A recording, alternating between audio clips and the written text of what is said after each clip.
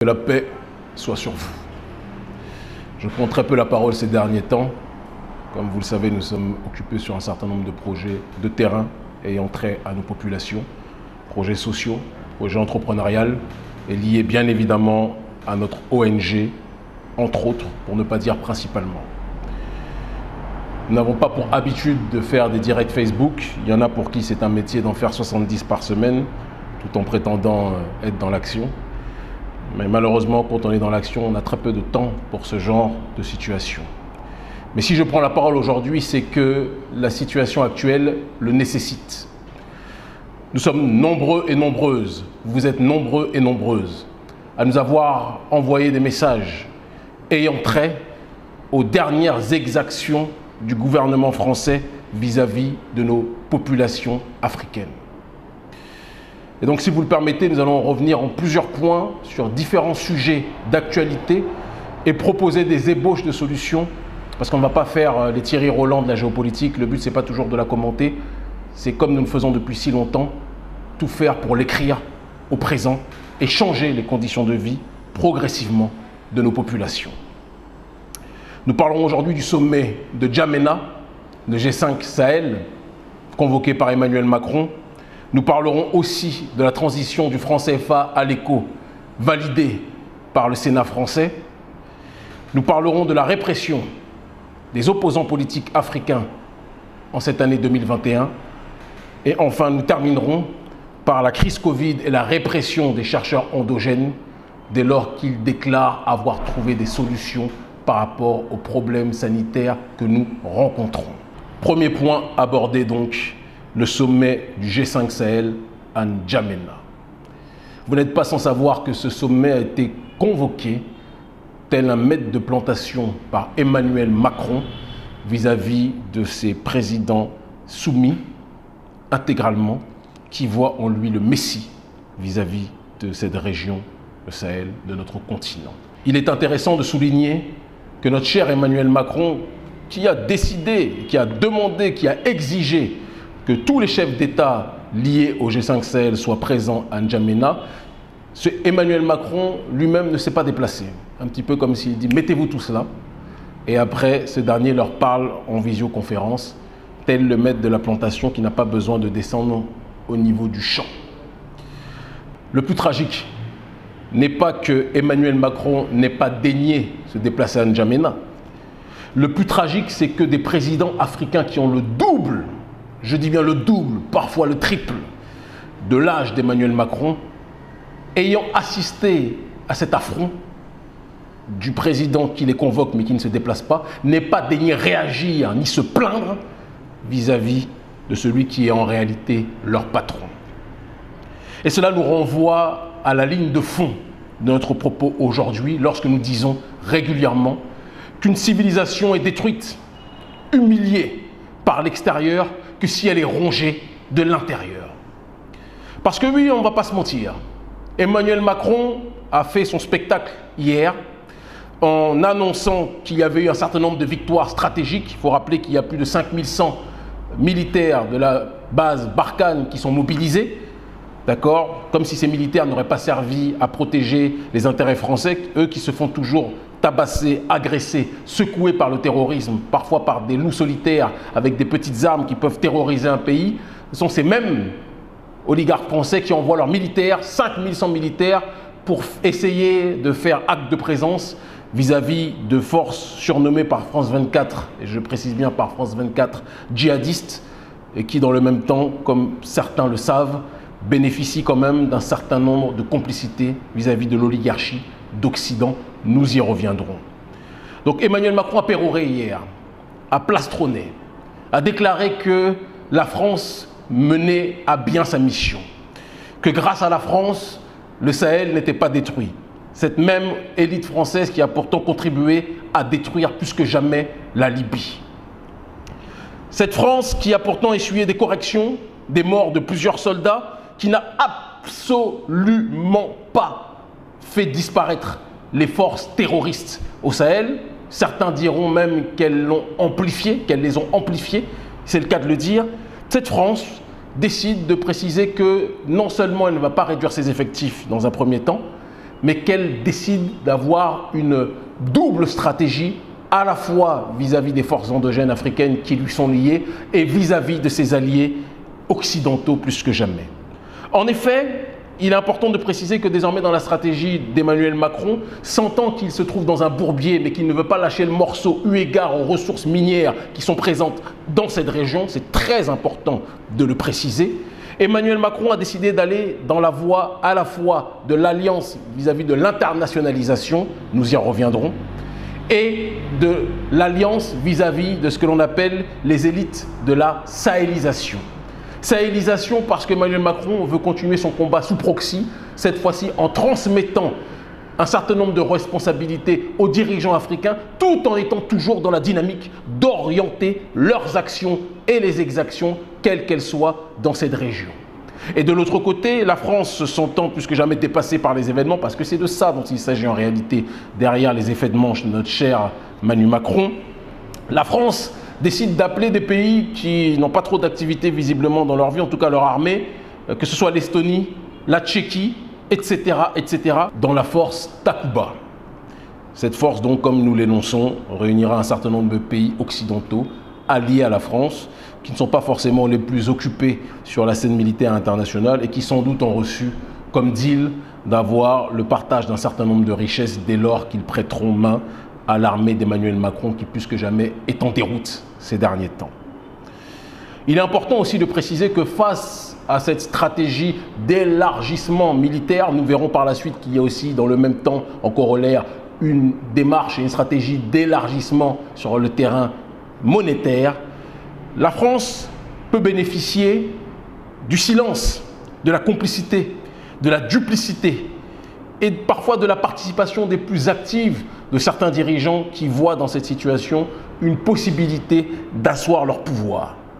Je prends l'exemple notamment d'Idriss Déby, un président qui de temps à autre fait preuve de sortie sur la souveraineté monétaire et qui après disparaît des radars en ce qui concerne ses revendications, mais qui par contre est plus que jamais dans une longévité réelle en ce qui concerne la collaboration avec l'oligarchie française sur le terrain militaire. Personne ne peut le nier.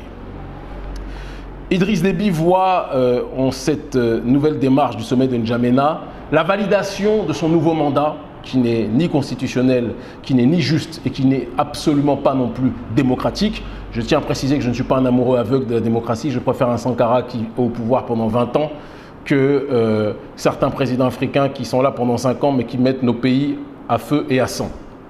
Par contre, quand on n'est pas un militaire de la trempe de Sankara sur le terrain idéologique et qu'on continue à confisquer le pouvoir, c'est quelque chose plus que jamais qui nécessite de notre part une contestation viscérale et c'est ce que nous faisons à l'égard de ce dernier. Nous précisons aussi, parce qu'il est important de le dire, mes chers frères et sœurs, issus de mon peuple, mais aussi tous les prolétaires, quelle que soit leur couleur et leurs obédiences, qui sont solidaires de notre travail politique, que des gens comme Déby et d'autres savent qu'en agissant de la sorte, non seulement on assoit leur nouveau mandat qui au départ était censé être contesté, mais voient leur audience et leur influence s'accroître plus que jamais dans la région. Donc on a parfois des dirigeants qui sont mal élus et qui par l'aval de l'oligarchie française se retrouvent encore plus que jamais assis dans la sous-région et c'est un problème de fond que nous devons être capables d'analyser avec célérité. Il est important en dressant ce parallèle, de comprendre que ce que fait la France sur le terrain militaire, la France est dans une dynamique aussi de le faire sur le terrain monétaire, puisqu'on a vu ces derniers temps, ces derniers jours, au Sénat français, alors on aurait pu penser que ça aurait été en territoire africain, au sein des parlements africains, qu'une situation telle que celle-ci aurait pu être opérée, mais non. C'est au sein du Sénat français que les 3/4 des sénateurs français ont validé officiellement la transition du franc CFA à l'éco.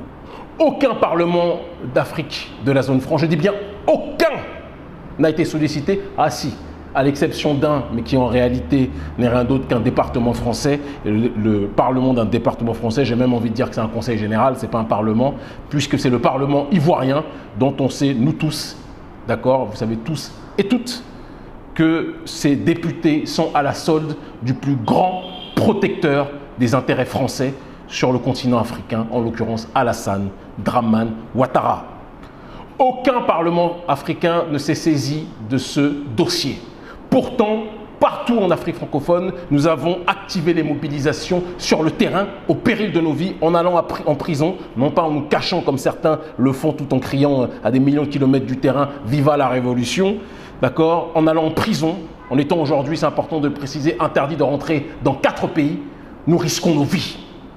Mais aucun parlement africain ne prend ses responsabilités pour discuter de ces questions. Et quand l'un d'entre nous, parmi ces institutionnels, le fait, il est sanctionné comme au Bénin, sanctionné par une élite béninoise lâche qui préfère faire taire Yves Augan, et je lui passe mon salut, plutôt que de laisser le débat démocratique se faire sur les questions de la réforme du franc CFA. C'est un scandale. Et là, encore une fois, ça nous rappelle ce que nous disons en trame de ce propos. On peut se plaindre de l'extérieur, mais tant qu'on aura toujours de la lâcheté à l'intérieur, nous ne pourrons jamais être dans un processus d'autodétermination avéré. Et c'est pour ça que nous devons regarder dans les yeux nos élites en leur disant que le problème principal, ce n'est pas le vautour qui se sert de nous et qui a besoin de nous pour vivre, mais c'est nos dirigeants, et aussi certains d'entre nous au sein de la population qui se complaisent dans cette situation, d'accord, d'oppression et d'assujettissement. Ils s'enrichissent sur le dos de nos populations pendant que nous sommes plus que jamais ostracisés dans le giron de l'immuabilité. Emmanuel Macron, en validant cette démarche, on l'a dit à un certain nombre de reprises, mais on va le redire encore une fois, n'a pas transformé le franc CFA comme il le dit. Il a simplement élargi sous un vernis cosmétique la démarche de la zone franc à une dynamique beaucoup plus globale. Parce que l'objectif d'Emmanuel Macron, d'accord, il a en effet enlevé les comptes d'opération, il a en effet enlevé les représentants de la Banque de France à l'intérieur de nos banques centrales, comme si ça empêchait que nos propres représentants et membres africains ne puissent pas être des agents d'influence plus que jamais de l'oligarchie française. Ils nous prennent pour des idiots parce qu'ils ont eu l'habitude, le problème c'est que d'avoir des Africains qui ne sont pas formés ni informés, qui parlent sans réfléchir, qui parlent en lisant une ligne de Wikipédia mais qui ne maîtrisent pas leur sujet.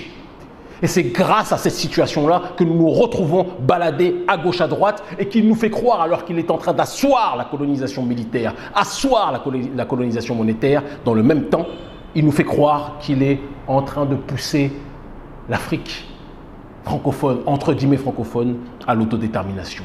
Une comédie. Emmanuel Macron, en faisant ça, veut pousser des pays comme le Nigeria et le Ghana qui ne sont pas prêts malheureusement parce qu'ils ne respectent pas encore les critères de convergence décidés au sein de la communauté économique des États d'Afrique de l'Ouest. Des règles ont été fixées.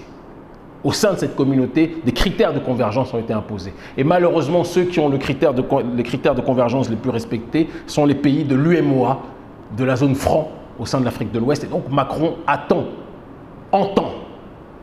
passer par ce canal pour doubler tout le monde et forcer des pays comme le Nigeria et le Ghana à adhérer à la monnaie éco telle que conçue par lui, monnaie éco qui pirate le véritable projet de la monnaie éco voulu initialement dans les années 80 par la CEDEAO et ravivé par le biais de nos mobilisations. Certains nous diront Macron diable, Macron méchant, mais pendant combien de temps l'Africain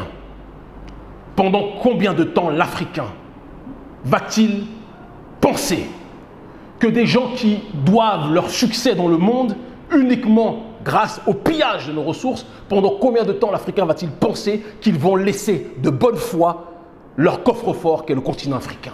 Ils ne vont jamais le faire tant que nous aurons des dirigeants qui accepteront de laisser faire. Le vrai problème, il est là. Nous passons notre temps à dire oui, la France ceci, la France cela, comme des victimes. Mais le véritable problème, le véritable enjeu, le véritable débat, c'est pendant combien de temps allons-nous laisser nos dirigeants se comporter comme ça, comme des laquais, comme des sous-hommes vis-à-vis des réalités du continent africain. Tout le reste n'est que palabres de Baki.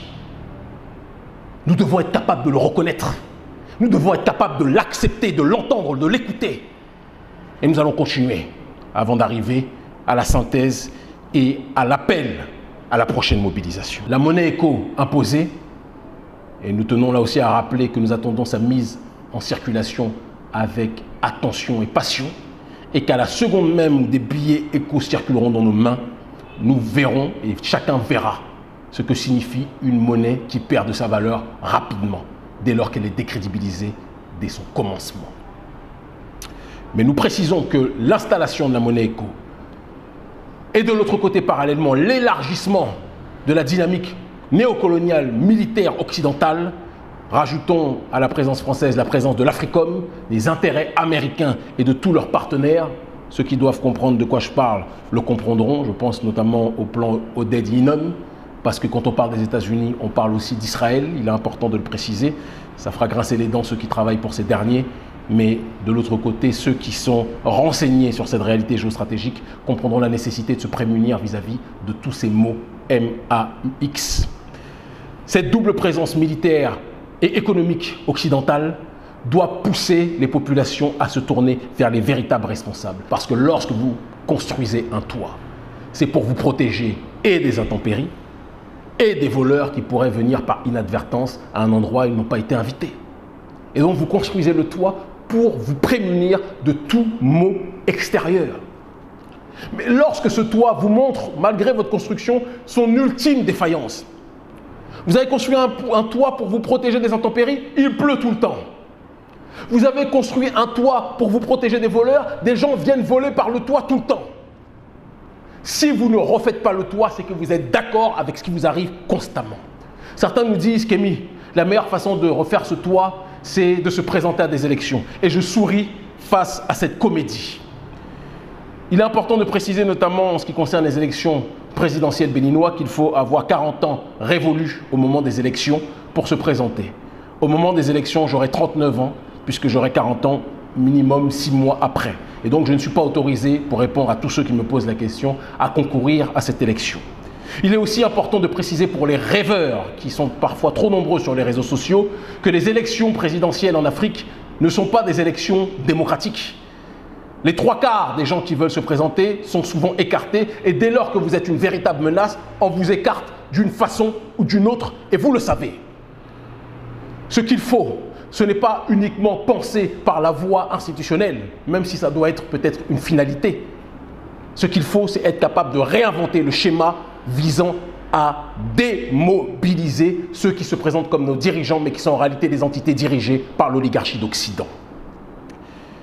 Et ça nous permet de rebondir sur le troisième sujet en ce qui concerne la répression des opposants institutionnels en Afrique. Nous avons tous suivi ce qui s'est passé avec Bobi Wine, candidat, ancien artiste célèbre, vertueux, ce n'est pas quelqu'un qui a raté la musique et qui après s'est lancé en politique. Il a réussi dans la musique, il a donné de l'amour au peuple, d'accord? Et donc il n'est pas venu en politique par frustration parce qu'il avait tout à y perdre, il est venu en politique par amour de son peuple. Ça change de certains parasites sans doute payés par l'oligarchie d'Occident pour raconter n'importe quoi vis-à-vis des populations, même s'ils sont, par la grâce de Dieu, très peu écoutés. Bobi Wine est quelqu'un qui, dès lors qu'il est rentré sur la voie institutionnelle, a été persécuté. Quand je dis persécuté, emprisonné, agressé, tabassé, des membres de son entourage sont assassinés, d'accord? Et alors qu'il aurait dû gagner les élections, il est évidemment effacé de la surface politique dès lors qu'il a décidé de s'opposer à un vieux crouton qui auparavant était un gardien de l'indépendance, mais qui s'est transformé très rapidement en un gardien de la dépendance vis-à-vis du pouvoir, parce que ces gens-là, lorsqu'ils arrivent au pouvoir, leur vie change. Ils oublient toutes leurs idéologies, ils oublient toute notion de panafricanisme, ils oublient toute notion de justice sociale. La seule chose qui les intéresse, c'est de garder le pouvoir. L'indépendance vis-à-vis de l'Occident n'est plus leur problème. La seule chose qui les intéresse, c'est la dépendance vis-à-vis du pouvoir et ils sont prêts à toutes les compromissions pour ça. La femme de Bobi Wine a été agressée. Au Sénégal, Ousmane Sonko vit aujourd'hui une injustice politique. Je précise et je répète, une injustice politique. Comme l'a dit Abdoulaye Wade, avec lequel j'ai eu de très nombreux désaccords, mais qui a le mérite, en vieillissant, de devenir de plus en plus sage, reconnaissons-le, Ousmane Sonko a fait preuve de naïveté. Parce qu'un homme politique institutionnel, autant combattu par le pouvoir en place, ne peut pas se permettre de chercher à se faire masser le soir en dehors de son domicile sans témoin. Il laisse la porte ouverte à toute invention et manipulation de commanditaires qui n'ont qu'une seule obsession, l'effacer de la scène politique sénégalaise. Cette répression qui nous rappelle les ères et les heures les plus sombres de l'histoire en ce qui concerne l'élimination des opposants doit nous pousser à nous questionner sur qui sont nos plus grands ennemis. Bien sûr que Macky Sall travaille sous les ordres des intérêts français, nous le savons tous et toutes. Et ce n'est d'ailleurs pas un hasard si les personnes, en réaction à la répression que connaît Ousmane Sonko, ont décidé de s'attaquer aux industries telles que Total, Orange, etc., etc. Ce n'est pas un hasard, ou Auchan.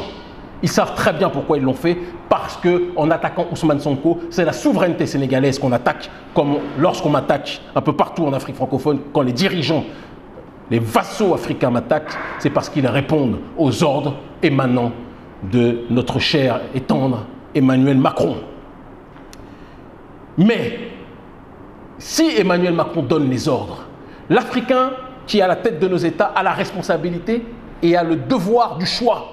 Soit servir les intérêts de son peuple, comme l'a fait Thomas Isidore Sankara, ou comme l'a fait dans un autre ordre d'idée, même si on peut en rediscuter, Muammar al-Kadhafi, ou de l'autre côté, servir les intérêts étrangers et accepter aussi, in fine, d'en payer le prix. En s'attaquant à Ousmane Sonko comme ils le font au Sénégal, en s'attaquant à Bobi Wine comme ils l'ont fait en Ouganda, en s'attaquant à ma personne comme ça se passe un peu partout en Afrique francophone, les autorités africaines nous montrent qu'elles ont le pouvoir de réprimer leurs semblables, mais qu'elles ont par contre la facilité à se mettre à quatre pattes lorsqu'il s'agit de recevoir les ordres par tous les orifices nécessaires émanant de l'oligarchie occidentale et plus précisément de l'oligarchie française. Important aussi, il est d'aligner dans ce raisonnement, en quatrième point, lorsque l'on parle de la crise Covid, la répression, je dis bien la répression des chercheurs africains endogènes qui sont nombreux à avoir, ou qui déclarent être nombreux du moins à avoir trouvé des réponses à la crise mondiale sanitaire du Covid, à base de plantes. Parce que dans nos traditions, on nous rappelle que les plantes sont les premiers médicaments. Mais vous savez que les usuriers, les gardiens du temple, l'élite financière apatride, ne veut pas la simplicité parce qu'elle veut être celle qui a le monopole des richesses. C'est ça la doctrine et la base structurelle du capitalisme.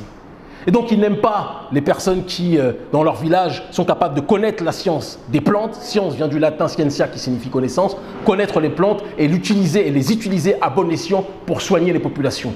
Quand on dit recette de grand-mère au sein de nos populations, c'est parce qu'on sait que, de par nos mères, de par nos sœurs, de par nos femmes, elles sont les gardiennes du secret traditionnel en ce qui concerne la médecine de nos âmes et la médecine de nos corps. Mais l'oligarchie pharmaceutique apatride financière ne veut pas que ce schéma puisse prospérer. Et donc, dès lors qu'il y a des résistants qui travaillent sur le terrain de la pharmacopée, c'est important de le dire, comme Valentin Agon, prix de l'innovation scientifique en 2016, chercheur béninois de son état, comme le frère Jérôme Mounyongui en RDC, ou comme notre grand frère, le docteur Henri Joseph, en Guadeloupe, parce qu'il faut le préciser, Afrique et diaspora, même combat, ce sont les deux facettes d'une même pièce. Nous sommes un seul et même peuple, c'est important toujours de le rappeler, comme nous le faisons à chaque fois que nous y allons et partout où nous nous déplaçons dans ce monde. Ces chercheurs sont toujours critiqués, diabolisés, ostracisés, décrédibilisés par la mafia de l'OMS. Et il est important aussi de préciser que, puisque l'oligarchie occidentale sent aujourd'hui, plus que jamais, une crise de confiance vis-à-vis de ces institutions internationales, l'oligarchie occidentale a décidé de mettre à la tête des organisations internationales comme l'OMS ou l'OMC des nègres pour mieux faire passer la pilule, comme ils avaient mis un nègre à la tête. Et je dis bien un nègre. Parce qu'on se comporte comme des nègres lorsqu'on se comporte comme ça, malheureusement, et non pas comme des membres, hommes noirs et femmes noires du peuple glorieux originel. Comme Barack Obama à la tête des États-Unis, on a mis de la peinture noire sur les barreaux blancs de la prison blanche qui incarcère nos populations pour faire croire qu'en réalité, c'était notre maison. Voilà la situation dans laquelle nous nous trouvons. Eh bien, l'OMS réprime, décrédibilise et donne l'ordre à tous nos dirigeants de ne pas soutenir les travaux endogènes de nos chercheurs. Pourtant, la Russie ou d'autres pays, eux sont dans la course pour trouver des remèdes propres à chez eux pour les vendre à l'humanité dans leur globalité. N'est-ce pas? On nous parle du vaccin Sputnik V. Eux n'ont pas le temps, ils se dépêchent, ils travaillent et ils cherchent des solutions pour soigner la population et gagner cette guerre sanitaire. Parce que c'est une guerre, ne nous mentons pas sur cette thématique. Mais nous autres, nous ne sommes pas dans cette dynamique de chercher des remèdes endogènes et de les vendre à l'humanité. Quand des Africains de chez nous trouvent des solutions, des afrodescendants, nous les réprimons, nous les combattons parce que nos dirigeants sont les premiers paillassons de l'humanité à l'heure actuelle. Des milliardaires en dollars, mais des sous-hommes sur le terrain des principes politiques, des sous-hommes sur le principe du courage politique et de l'éthique morale de manière générale. Nous devons être capables de le dire, nous devons être capables de le préciser. Et c'est pour ça qu'en conclusion, face à cette situation qui dépasse l'entendement, nous sommes injuriés de toutes parts, nous sommes menacés de toutes parts. Le continent africain est assujetti par l'extérieur et trahi par l'intérieur. Et ils sont aussi intéressants, très forts ces oligarques occidentaux, pour payer parfois des agents provocateurs qui racontent tout et n'importe quoi sur le combat par la grâce du Tout-Puissant, peu écouté, je le précise encore une fois, d'accord? Mais pour essayer de désorienter le peu qui les suivront par rapport au combat fondamental que nous devons relever en ce début du XXIe siècle. Mais nous le relevons et nous avons plus que jamais le relever. Nous avons décidé de ne pas nous éparpiller. Et c'est pour cette raison que nous appelons, en guise de réponse face à cette globale situation, à une mobilisation internationale des sociétés civiles africaines face à l'Union africaine. Parce qu'on ne peut pas se plaindre des exactions extérieures si on n'est pas capable de demander des comptes aux responsables intérieurs. Ces responsables intérieurs siègent tous, telle une mafia, à l'intérieur de l'Union africaine qui est devenue un club de golf pour dictateurs, mais qui ne fait absolument rien pour les populations africaines dans leur globalité. Nous exigeons une réforme structurelle de l'Union africaine pour donner beaucoup plus de voix au chapitre aux sociétés civiles de 1 et pour une réforme démocratique en ce qui concerne le Parlement de l'Union africaine pour que ceux qui siègent à l'intérieur de ce Parlement soient des représentants du peuple et non pas des personnes qui sont uniquement nommées par décision des dictateurs, sans quoi jamais la voix du peuple ne pourra être entendue au sein de ces institutions. Et donc nous appelons à une mobilisation dans tous les pays qui le pourront, parce que beaucoup de personnes parlent de révolution, mais lorsqu'il faut être dans l'action, le silence est très fréquent chez bon nombre de ces gens. Nous appelons à toutes les forces vives, tous les frères et sœurs, quelle que soit leur orientation politique, quelle que soit leur religion, l'heure n'est pas à la division, à se réunir dans les différentes capitales, ceux qui le pourront du moins. Nous savons que nous ne pourrons pas couvrir l'entièreté du continent africain. Nous allons commencer dans un premier temps par l'Afrique de la zone franc, le samedi 20 mars à 15 h. Nous sommes très conscients évidemment des interdictions, c'est le nouveau prétexte des dictateurs pour nous empêcher de nous mobiliser, des interdictions de manifester liées aux histoires de Covid. C'est un prétexte écrit pour eux, c'est ce qui explique qu'il y a bon nombre de mobilisations ces derniers mois qui ont été empêchées et interdites, nous le savons, nous qui sommes sur le terrain. Mais il y a diverses façons de se manifester et de mobiliser. Nous passerons par différents moyens. Le moyen officiel, dans un premier temps, c'est que dans chaque capitale, des conférences de presse seront convoquées par les sociétés civiles pour appeler à une réforme de l'Union africaine. Et d'autres actions, beaucoup plus coup de poing, ne seront pas évoquées ici. Mais un numéro de téléphone sera noté juste au-dessus de cette vidéo pour que toutes les personnes qui le veulent, un numéro WhatsApp, pour que toutes les personnes qui veulent se joindre à nous puissent le faire dans le cadre de la préparation des actions ce samedi 20 mars. Des actions qui auront lieu symboliquement contre justement ce que signifie l'Union africaine aujourd'hui, mais bien évidemment aussi des actions contre les intérêts du néocolonialisme français en ce début de XXIe siècle, parce que même si nous avons décidé de nous attaquer à la racine de nos maux, que sont nos dirigeants qui trahissent leur mission, que l'oligarchie française ne croit pas qu'on va la laisser tranquille, elle comme l'oligarchie américaine, face à leur déstabilisation constante sur notre continent.